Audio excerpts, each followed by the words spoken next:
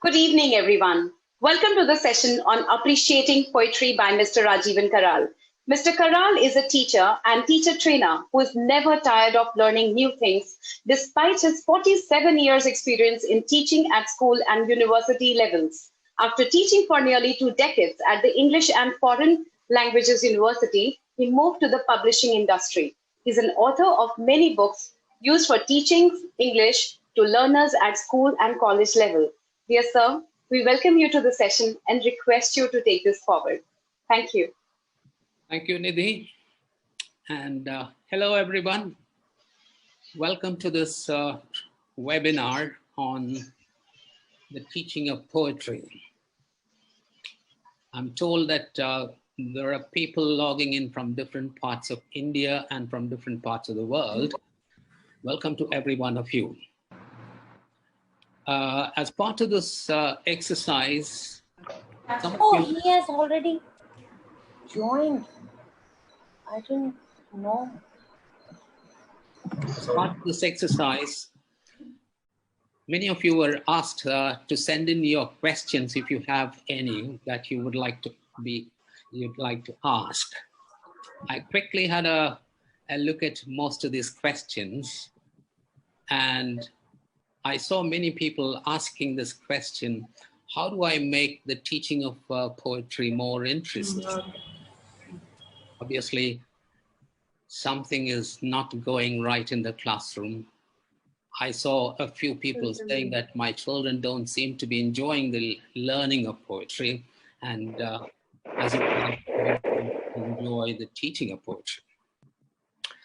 Well, let's look at what this whole exercise is about. Just to give you a heads up, I'm going to look at these three things. What is special about poetry? We know that poetry is different from prose. It's another form of literature, but there is something special about it. We also want to look at how do we help learners to appreciate poetry, and I'll try and spend some time to look at how to develop the creative writing skills of school learners. Let's begin with the first question. What is special about poetry? Well, the obvious answer, poetry is not prose, so it's different. Well, it's different in a few ways. It's a play with language, connecting words in new ways and discovering ideas. Unlike the prosaic language, which is plain, simple language, poetry is not easy to understand in many cases because there's a lot of play with the language. What's wrong?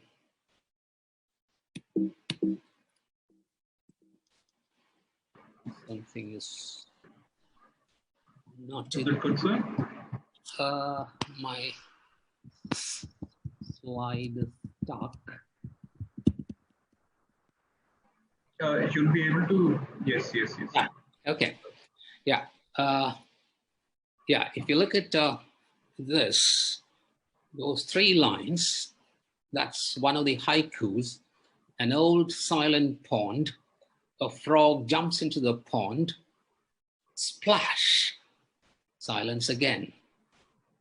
Look at the play with words. The music in language. That's a poem from In Search of Cinderella. We all know the story of Cinderella. Look at the poem there. From dusk to dawn, from town to town, without a single clue, I see the tender, slender foot to fit this crystal shoe. Another thing about the poetry is that poetry has some recognizable characteristics. From the very look of it, we know how to distinguish between poetry and prose. But there are certain other characteristics which makes poetry very different. What are they? One of the important things is that poetry emphasizes language's musical qualities. I always talk about the 3 R's, which are the building blocks of poetry. And what are the 3 R's? Well, the rhyme, rhythm, and repetition. Rhyme, rhythm, and repetition. Repetition is an integral part of our life. We see repetition all around us. When you find the black and the white and the black and the white, a repetition, that creates a pattern.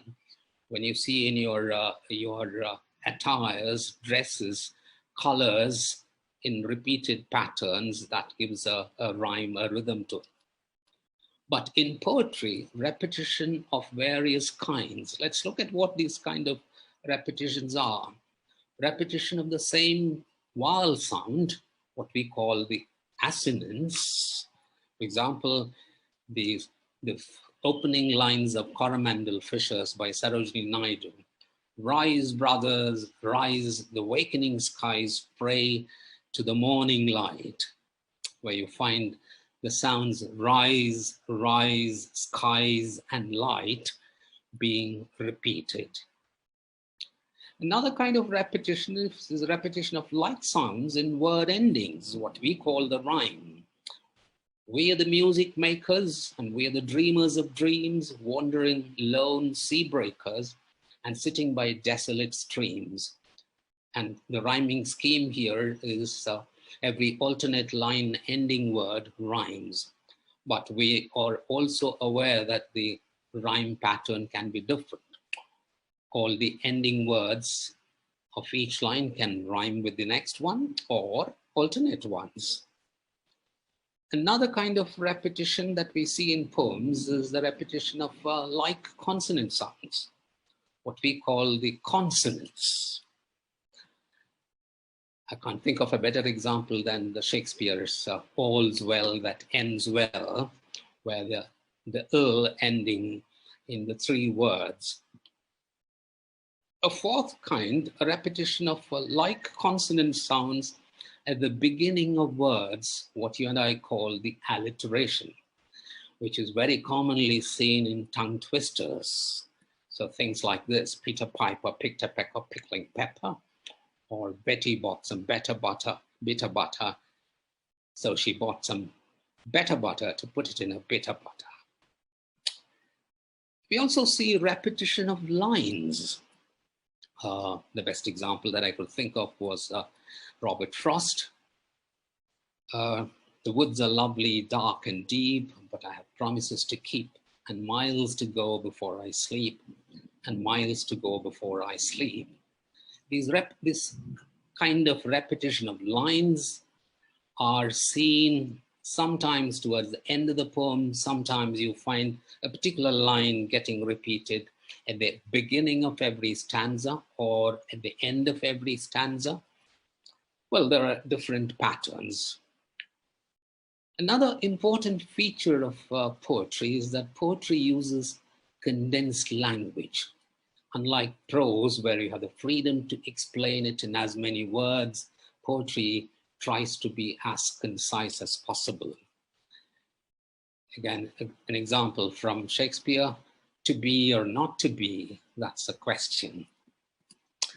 Or here is another haiku: Lady butterfly perfumes her wings by floating over the orchid.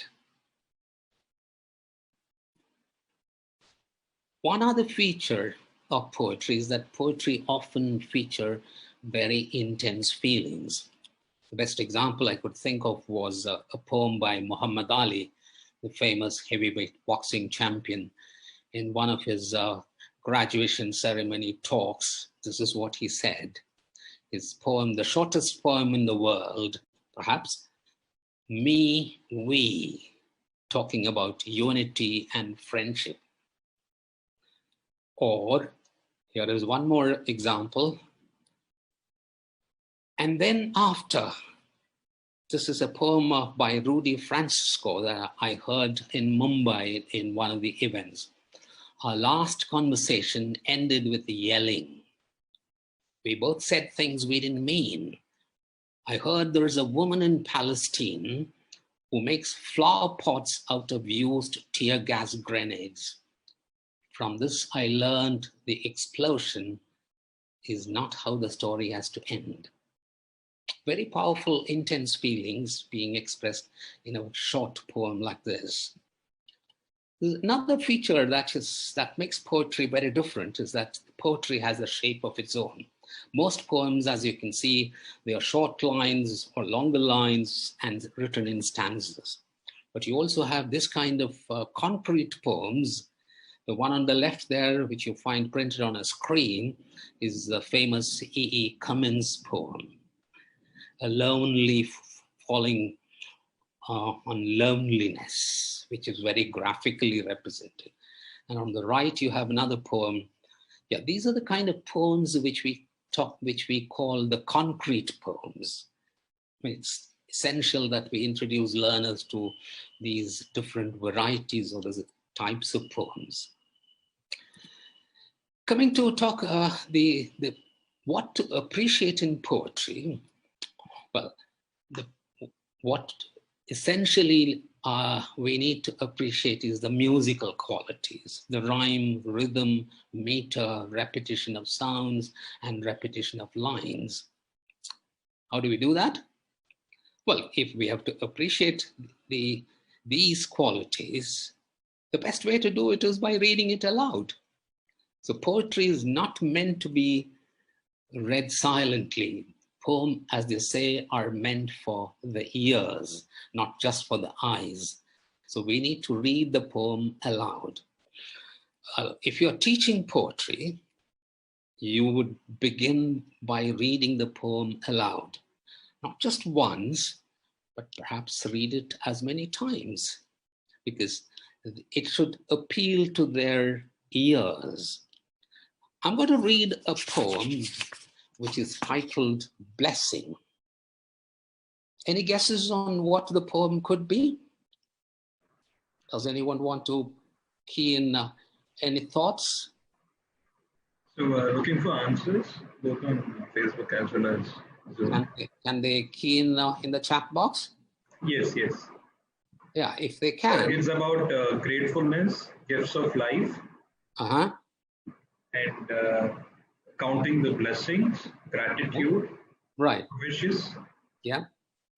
Okay, when you ask such a question in the classroom, just by giving the title, at this stage, I'm saying don't ask the learners to look at the poem. They should listen to the poem. They should hear the poem. So I'm just giving the title and asking learners to guess what the theme or what the poem is about. Well, there could be multiple answers, some of them might be able to guess it right. Some of them might be way away from it. Doesn't matter. Okay, I'm going to read the poem, listen to it, and let's see what we can do with it. Here I go. Blessing. The skin cracks like a pod. There never is enough water. Imagine the drip of it, the small splash, echo in a tin mug, the voice of a kindly God. Sometimes the sudden rush of fortune, the municipal pipe bursts, silver crashes to the ground, and the flow has found a roar of tongues. From the huts, a congregation. Every man, woman, child for streets around butts in with pots, brass, copper, aluminum, plastic buckets, frantic hands, and naked children screaming in the liquid sun. Their highlights polished to perfection. Flashing light as the blessings sings over their small bones. Do you remember any words from the poem? Anything that has registered in your mind? Splash. Splash, yes. Water. Water. So skin cracking like a pod. Skin cracks like a pod, yes. Children, plastic, Plastic, frantic, yes. carrying pots, municipality, women. Notice that when you do the similar exercise in the classroom, when learners listen to you and you ask them to recall words from their memory,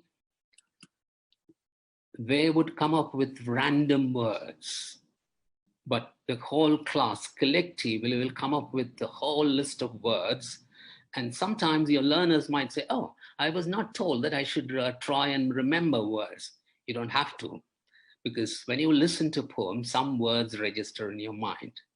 Okay, I'm going to read it once more. This time, try and catch more words. Blessing. The skin cracks like a pod. There never is enough water. Imagine the drip of it, the small splash, echo in a tin mug, the voice of a kindly God. Sometimes the sudden rush of fortune, the municipal pipe bursts, silver crashes to the ground, and the flow has found a roar of tongues. From the huts, a congregation, every man, woman, child, for streets around butts in with pots, brass, copper, aluminum, plastic buckets, frantic hands, and naked children screaming in the liquid sun, their highlights polished perfection, flashing light as the blessing sings over the small bones. Do you remember more words this time? Does anyone remember more words? Yes, skin, pod, imagine, small, flesh, tin, mug, municipal pipe, Right. roads of tongue, echo, Yeah. liquid sun, voice of kindly God, silver, congregation. Does anyone remember the first line of the poem? What is the first line of the poem? The skin cracks. The skin cracks like a pod.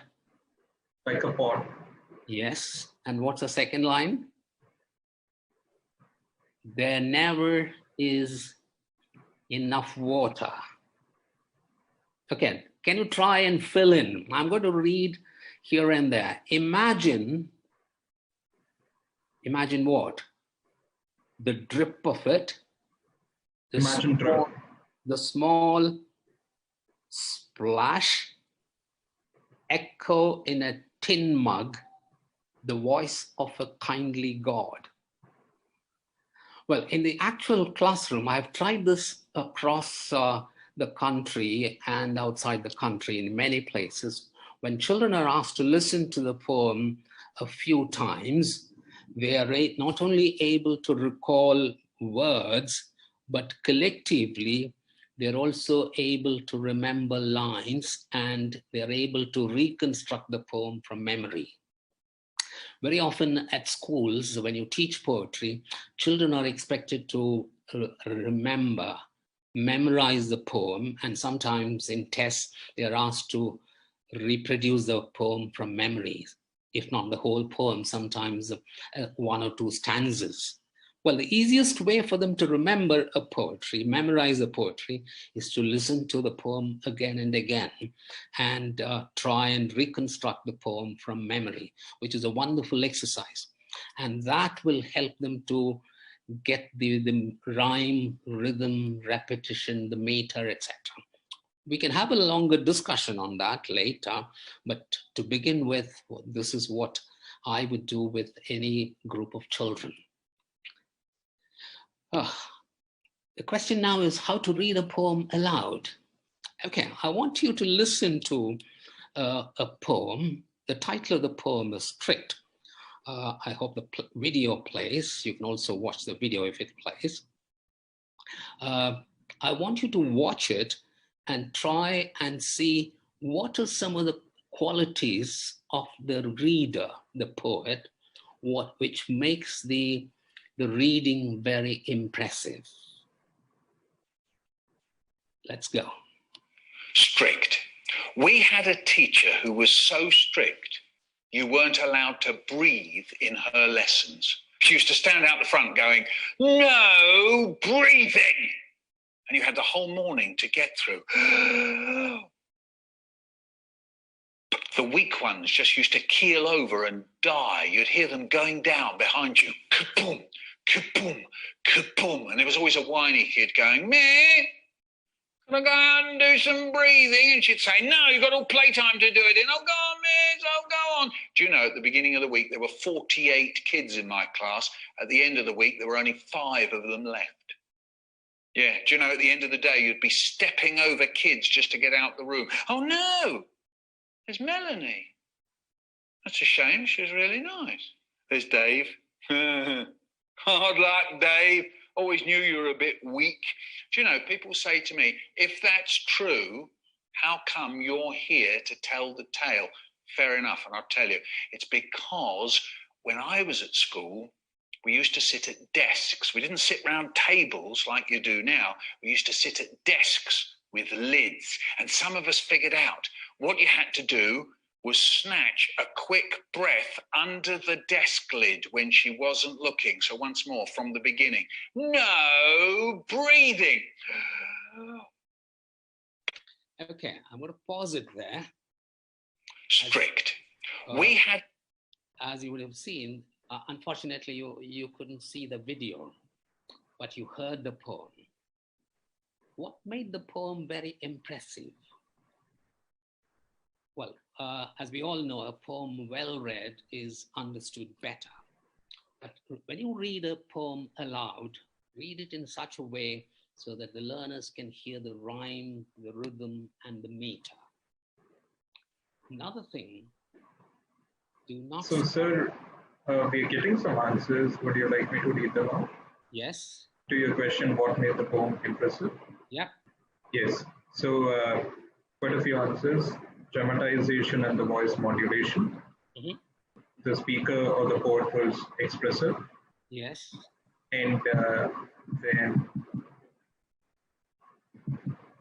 intonation. Intonation, yes. The way it was read out and the way it was delivered. Expressions. Right. The clarity. Yes. Yeah, he has the poet has an excellent voice, and you found the voice modulation being used very well.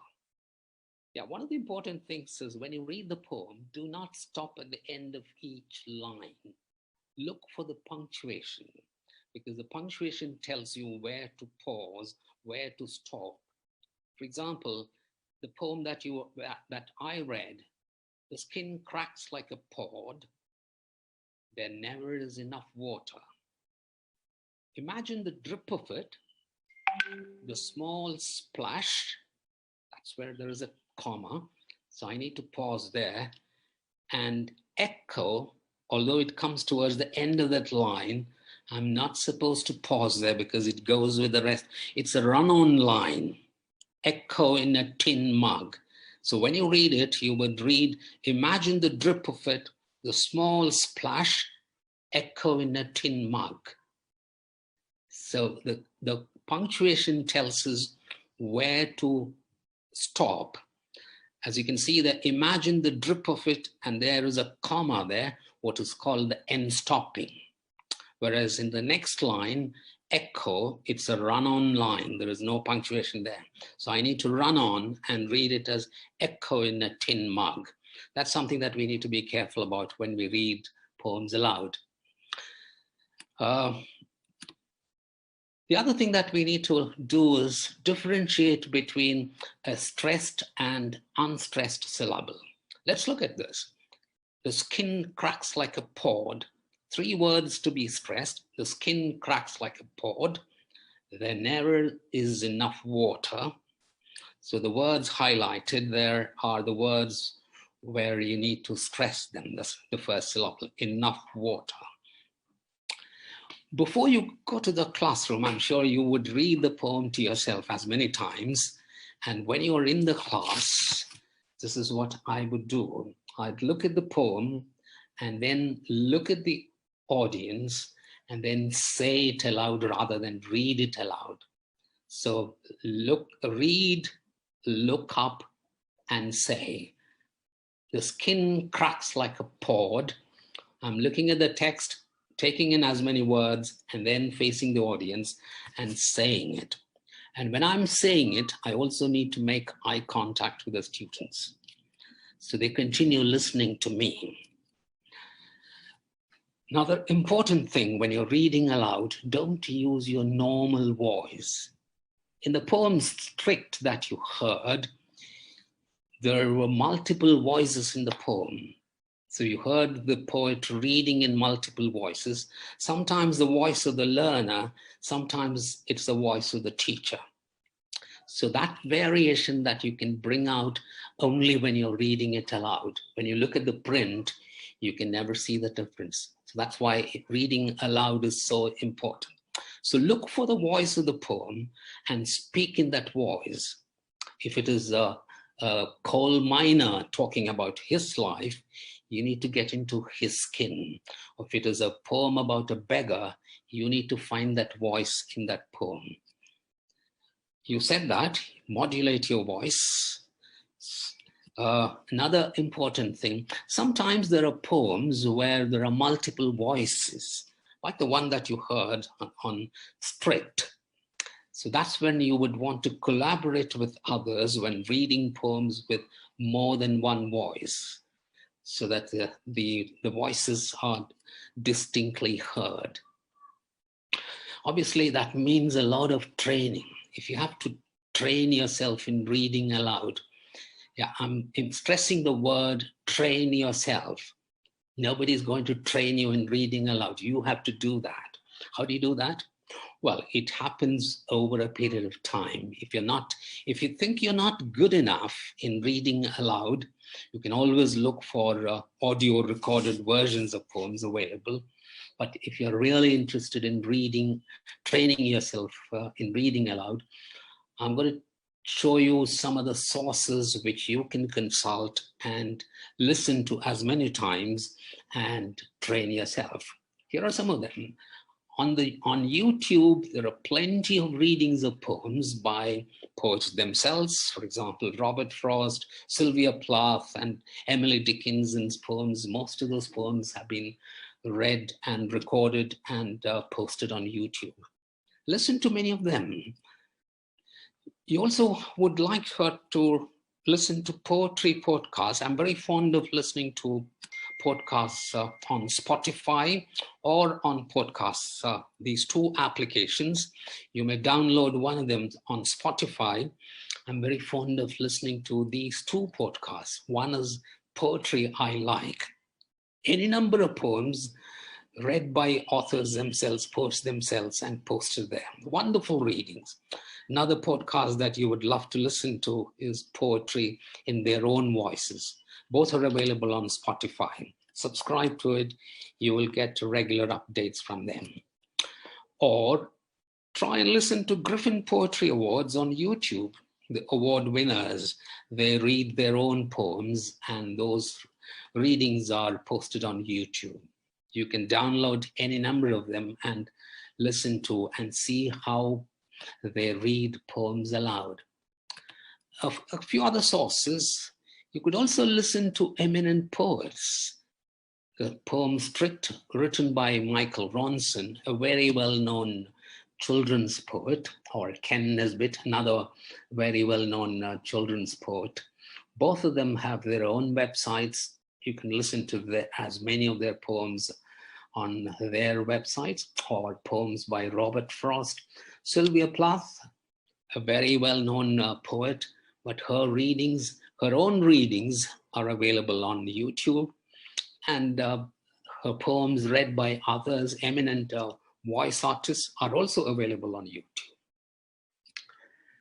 You can also visit sites such as these, poetryforkids.com, wonderful website where you come across lots and lots of poems and poems read aloud, the recordings of which are available on the site.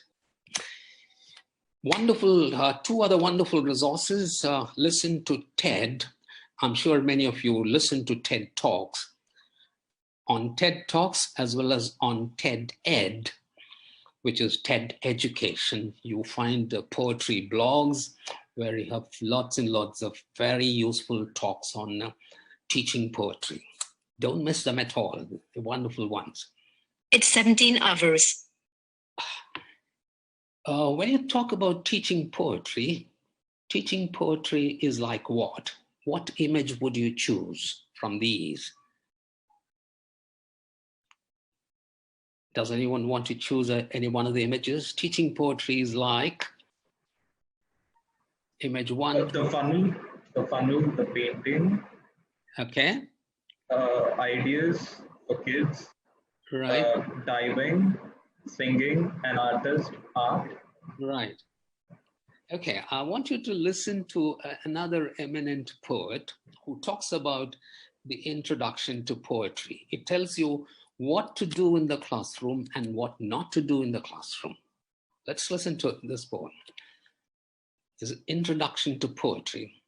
I asked them to take a poem and hold it up to the light like a color slide, or press an ear against its hive.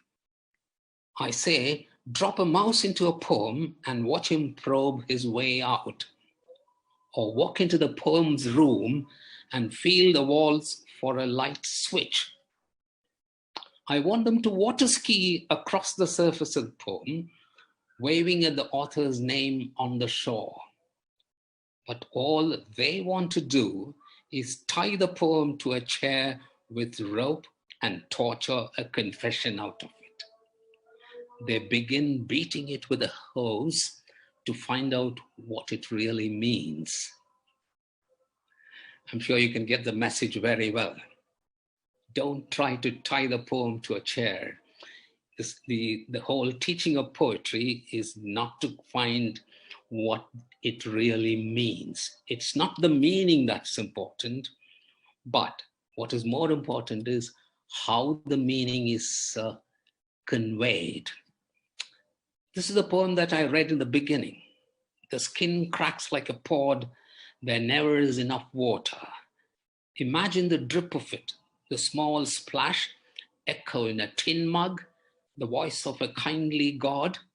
Sometimes the sudden rush of fortune. The municipal pipe bursts.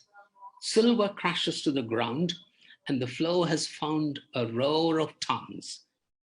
From the huts, a congregation. Every man, woman, child from streets around butts in with pots, brass, copper, aluminum, plastic buckets, frantic hands, and naked children screaming in the liquid sun, their highlights polished to perfection, flashing light as the blessing sings over the small bones. Well, as you can see, what the poet, Imtiaz Darkar, a Pakistani poet by birth, but lived in England all the time, but he now shuttles between London and India. Now, as you can see in the poem there, the scene is very simple. What is the scene being described there? Can anyone tell me what? Yes.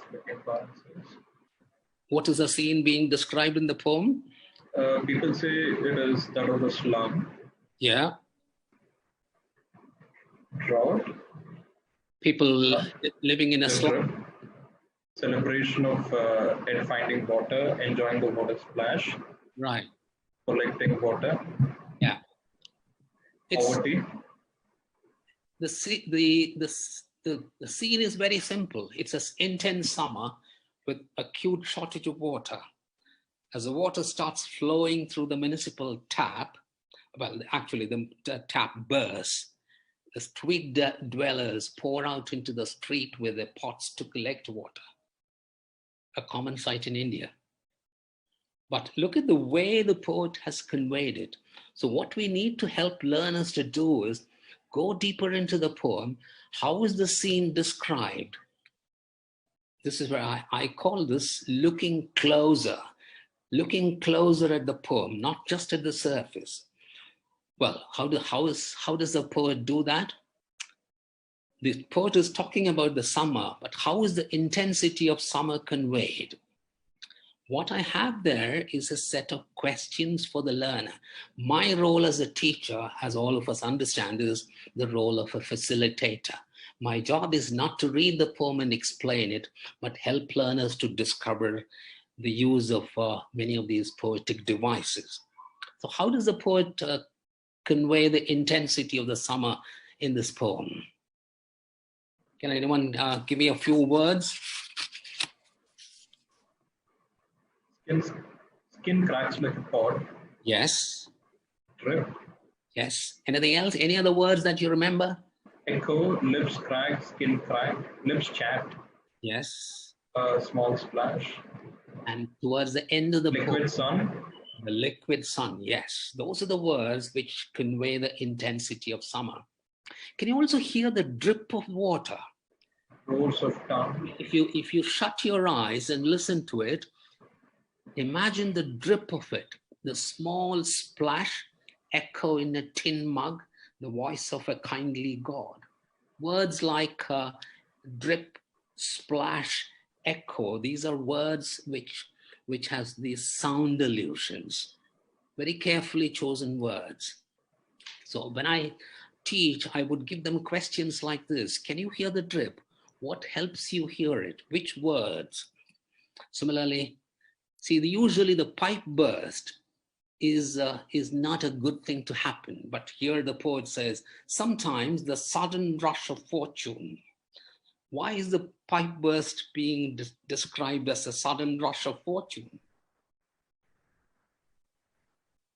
Well, because it's acute. Pipe burst is a blessing here. Yes. Blessing for the slum children. Right. And there is never enough water. So all of a sudden, if you get a gush of water, that's celebration. Water is welcome from anywhere. Doesn't matter if the pipe bursts. All the better, right? Yes.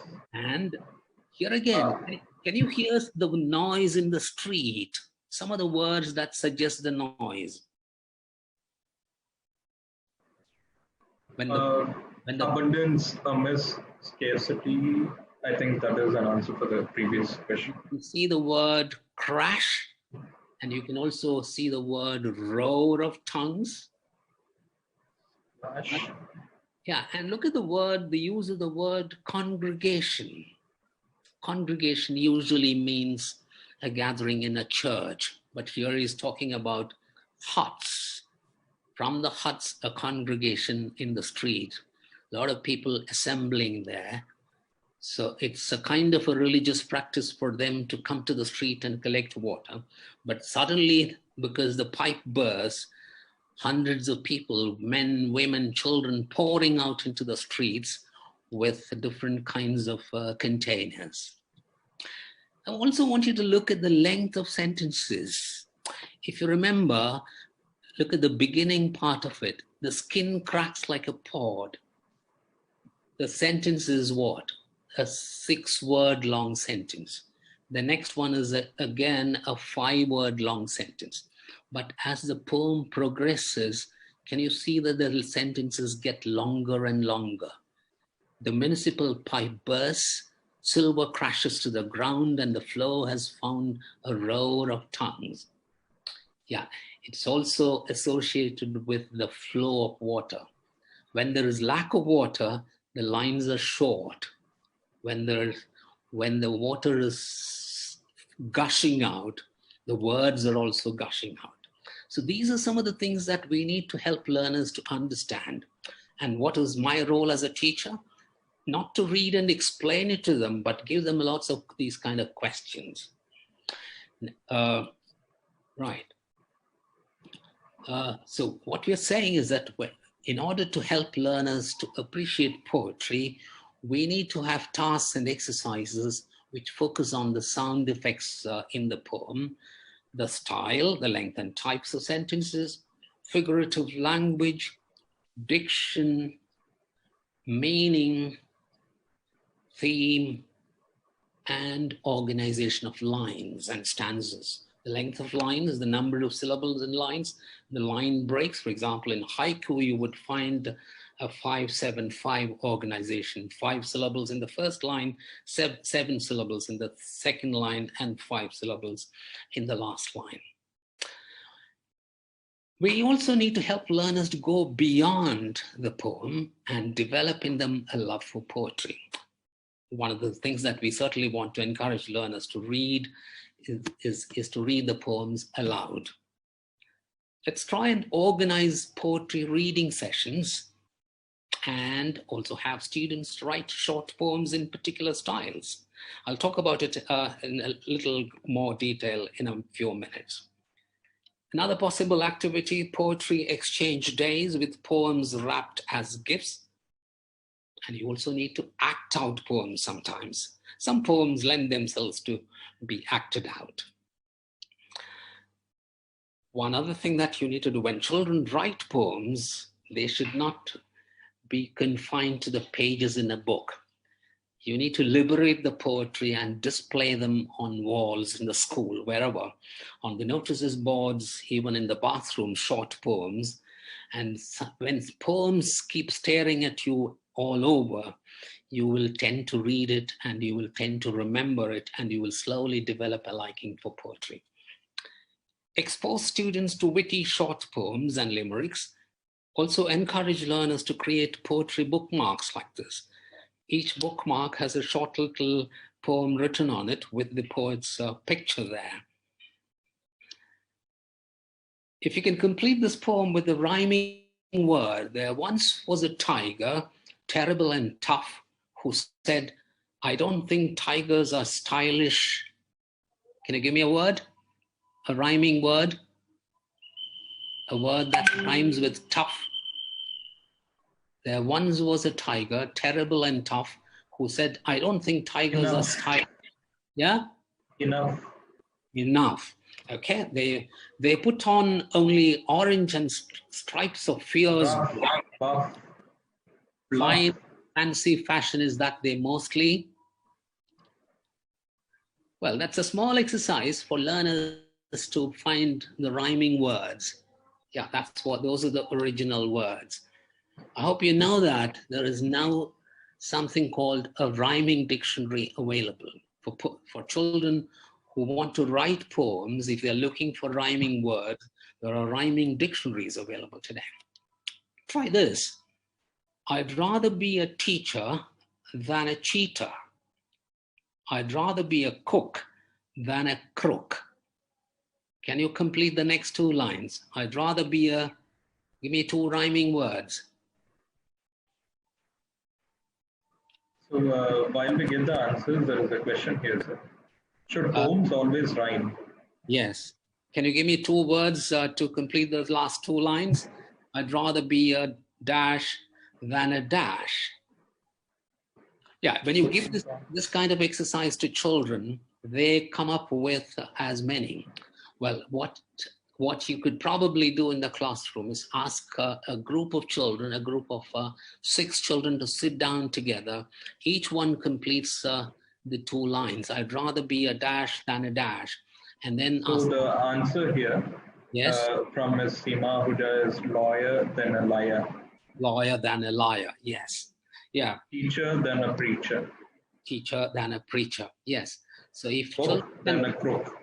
If children can sit together and write 1 line each and ask them to put the lines together and create a poem of their own.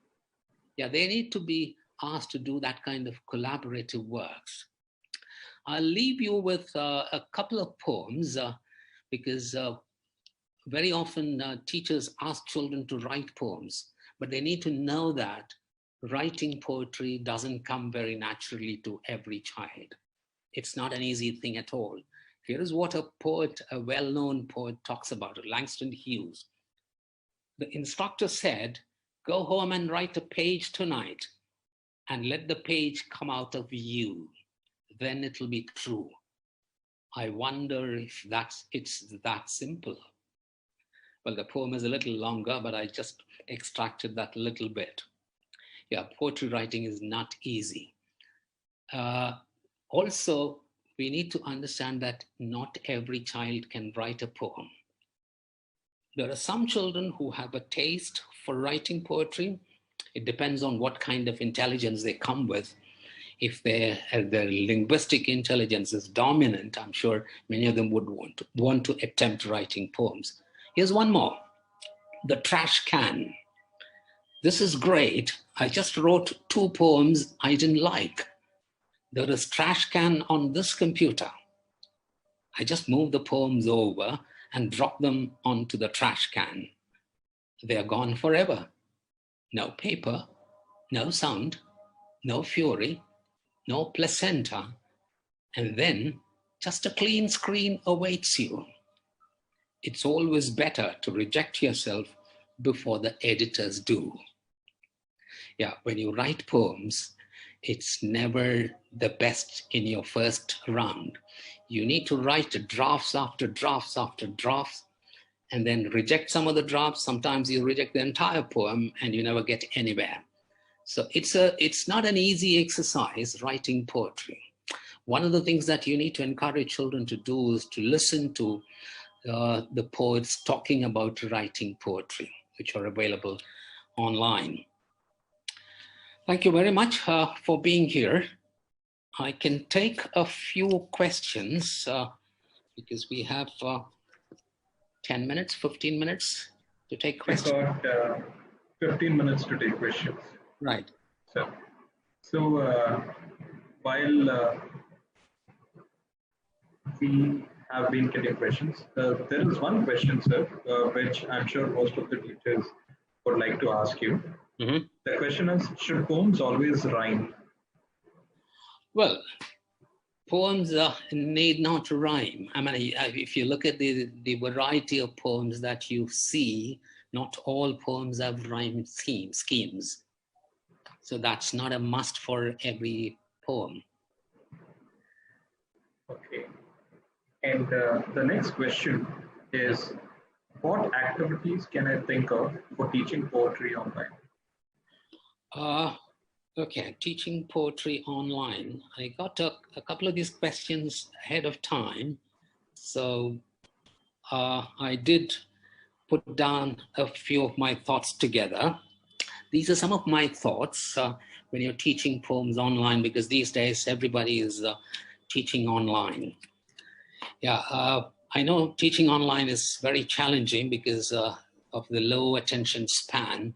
Children can't be looking at the screen all the time, and the teacher is not able to monitor what is happening at each one's place. And because you're not able to make eye contact, you're not able to gauge what the learner's level of understanding is, how well they are listening to you, how much focused they are. These are challenges, of course. But which also tells us that when you're teaching online, because of the low attention span, we need to engage them in multiple activities in a 40-minute session. Something for them to listen to, something for them to speak, something to read, something to write, something to research, and something to collaborate. For example, you could ask, these are some of the activities that you could ask children to do before they come for the lesson. Pre-lesson activities. Well, that's where the collaboration happens. And collaborative learning is the mantra today. Ask your children to work together. Give them tasks where they watch videos on specific websites. You need to give them the URL for the sites. For example, you might say, go and listen to the reading of this poem on this particular site. Or you could say, read up on this poetry or on this poet from another specific website. You could also ask them to record their own readings of poems and send the audio files as assignments. Google folders, they are shareable folders. So you can create Google folders and share it with specific groups of learners and give group assignments. So when you want a group of children to work together, although they are sitting in multiple locations, they can all work on the same folder. And also sometimes set poetry challenges. Ask them to find interesting poems from different websites and post it in the folder or post it on your school website or wherever. All right. Yeah, those are some of the thoughts that I had in mind. Wonderful, great thoughts. I think all the teachers will be happy to follow and help the students. The next question is from Facebook. So we thought of balancing the questions from both the channels, platforms.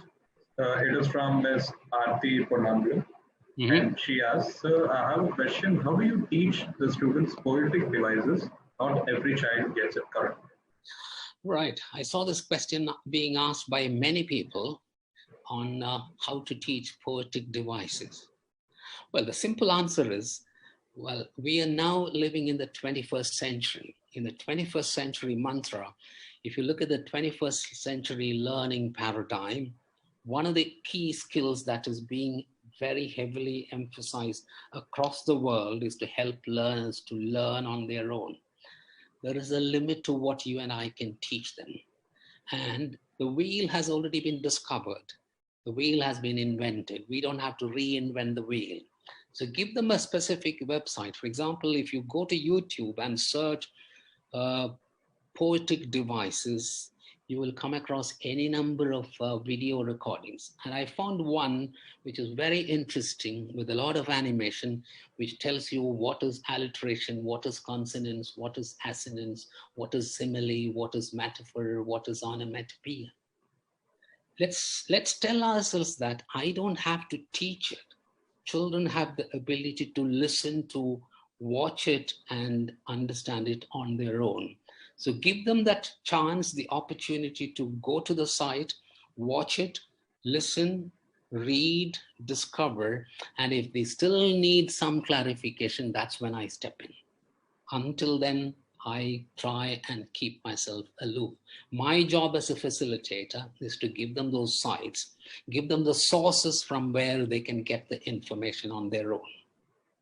So you don't have to worry about it. Give them the sites, give them the URLs, ask them to go and watch it, understand it, and if you like, ask them to write it in their own words. As I understand, a simile is, as I understand, a metaphor is, and also give me a couple of examples. That could be a home task. Great ideas. Right. The next question is how to encourage learners to write poems. Right. I know every teacher wants children to write poems. And as I said a little while ago, not every child is capable of writing poems. Let's remember that. But there are children who love poetry. Once you develop a liking for poetry, it's exactly like developing a taste for anything. So if you like pizza, you want more and more pizzas. If you love poetry, you want more and more poems, and you also want to attempt writing poems. Yeah, there are multiple activities that you can engage your children in doing this. Yeah, here's one. You limit the amount of writing, particularly with early level learners. You can't expect them to write a whole poem. So I like da da da, but I don't like da da da. Yeah, 5, 6 learners together, write these, complete these lines, put them together, you have a poem ready. Or make a 2-line poem. I'm giving you words and use these words and make a 2-line poem on your own. And then if you can, write another 2 lines. Add the 2 lines your partner has written. So your partner creates a poem with the words given. You write another 2 lines and try and put the 2 together. You might have a poem ready. Another activity is using what I call the random principle, where the learners have to work in pairs. All the A's write 10 adjectives on slips of paper, and all the B's write 10 nouns. Now put the slips in 2 boxes, take turns, and draw a slip from each box, making an unusual combination. So I pick one from here and I get, look at the adjective, broken. And from this one, I get birthday, broken birthday. Oh, can there be a broken birthday? Well, I'm creating new phrases. So when you have 10 new phrases, combine them into a text. Put your new phrases together and try and create a poem of your own. Here is another one, using the association principle. You need to give them some kind of a stimuli to react to. For example, listen to a sequence of sounds and describe your feelings or tell a story. So maybe just give them some sounds. The rain, the sound of the rain falling, battering against the trees or battering against the roof. Or sometimes you can give natural objects like a leaf or a stone, and they write a text as if they were the object. So you're looking at the whole thing from the object's perspective. A leaf. I found this poem, a wonderful poem written by a tiny little girl. You can see Flower by Gina. Please don't take me home with you. I might die and I'll never see you. Leave me outside for sunshine and rain. You might see me some other day. Such a wonderful poem. I know when you read it, your eyes invariably fall on the spelling errors. No, ignore them. But you can get the message very clear. I might die. The child is saying, don't pluck me from the plant. Such a wonderful poem. So you need to give them some kind of a trigger. Another activity, divergent thinking. Working with 5 partners, write as many words as you can think of related to, let's say, fish. Then draw the outline of a fish and write those words inside the outline. Well, these are what we call the concrete poems. So the words within the shape of a fish look like the shape of a fish. You may use your color pencils and then write a poem using the words and draw another outline and write the poem in it. So that's one way of creating the visual poetry. Good exercise is alphabetical verbs beginning with every letter of the English alphabet. A and the next verb has to be another verb beginning with the same letter. A, admitted. B, brought. C, curried. D, drank the juice. E, exchanged. Continue now and take it right up to the end of it. Or small little poems like this. A pink lump, a small blob, a fast runner, a tail turner, a greedy eater. You can encourage them to add more and more to it. Try and complete these lines. Give them 2 lines. Left alone waiting for the school bus, looking at big buses bustling by. Okay, now you can visualize the whole scene and try and add a few more lines. Another visual poetry. Shh. When do you shush people? Shh. When in the library. Shh. When grandma's having tea. You don't have to give the entire poem.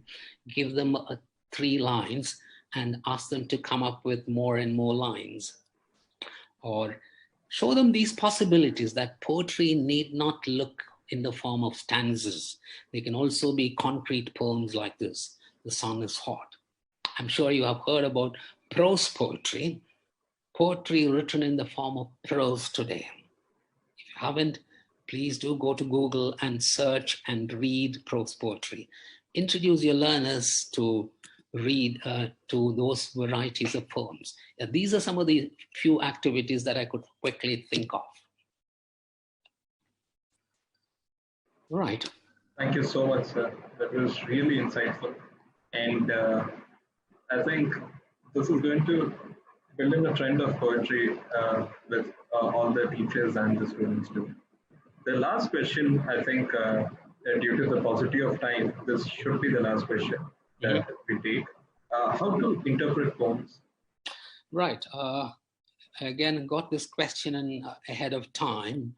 Well, I have put together a few of the pointers when you discuss the poem in the classroom. Some of the things that you would certainly want to answer are things like these. 1, what is the theme of the poem? Is there any background information that would help in understanding the poem better? Yeah, some poems require background information. For example, if you're teaching a Sylvia Plath's poem, you need to understand where she comes from, meaning not the country, but what kind of life she had. As all of us know, Sylvia Plath, committed suicide very early at the age of 30, and she was going through depression. And many of her poems, for example, the poem Daddy is an autobiographical poem. So if you have some background information, you understand the poem better.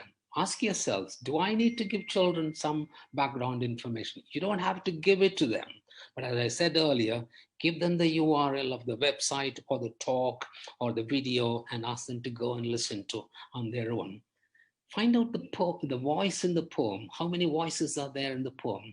Is it one single voice or are there multiple voices? What is the nature and the tone of the poem? For example, Robert Frost's the famous poem, Stopping by woods on a snowy evening. Well, we know that there is a lot of mystery in it. So what is the tone? The tone of the mystery. How does the poet create that? Is there anything unusual about the line breaks in the poem? Like the one that I showed you, you found that the line breaks are not even. When you talk about the water coming out in a trickle, the words also trickle. But when the water gushes out, the words gushes out. So those are things that children are going to miss unless we draw their attention to. Is there anything special about the length of the sentences? Is there anything special about the punctuation? Why is it that you don't find the usual kind of punctuation in modern poems where you find a comma or a semicolon at the end of the line? Sometimes you saw the poem there, some lines are run-on lines. So what is special about it? Does this have anything to do about the poet's own experience?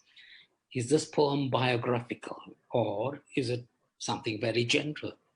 So if you can have answers to some of these, you don't have to give the answers, but these are pointers for learners to look at the poem with a different pair of eyes. That's it. Yes. So thank you very much.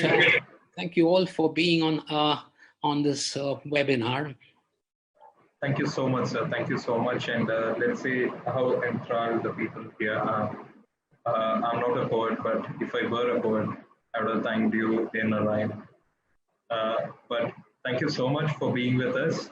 And to all the 550 participants who attended on the two platforms together, we'd like to thank you all. And we'd also like to wish all of you a happy weekend. And also, please stay safe. That's something that we would like to stress on. Please stay safe. And take good care of yourselves. Yes. Thank you so much. Thank you very much.